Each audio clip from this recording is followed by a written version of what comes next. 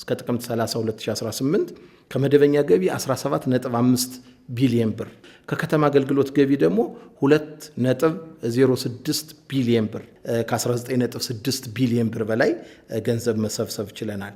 ከሩብ ዓመቱ አንጻር ተወስዶ ሲታይ ላስት ይር በሩብ ዓመቱ ምን ያህል ተሰበሰበ ብለን ስንወስድ በዚህ ሩብ ዓመት ከያዝነው እቅድ አንጻር 70% በላይ ማሳካት ችለናል። ካለፈው በጀት ዓመት አንጻር ባለፈው በጀት ዓመት ወደ 11.9 ቢሊዮን ብር ነበር በዚህ ጊዜ የሰበሰብን።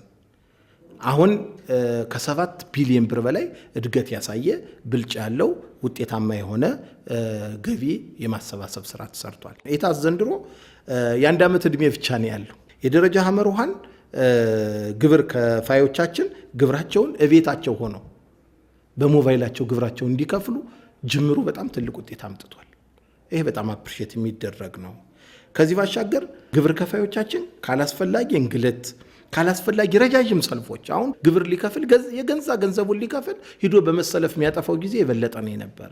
ይሄ በጣም ያንገበግባቸው ነበር። እሱን ከኤታስ አንጻር ለማስቆም እድል አግኝተናል።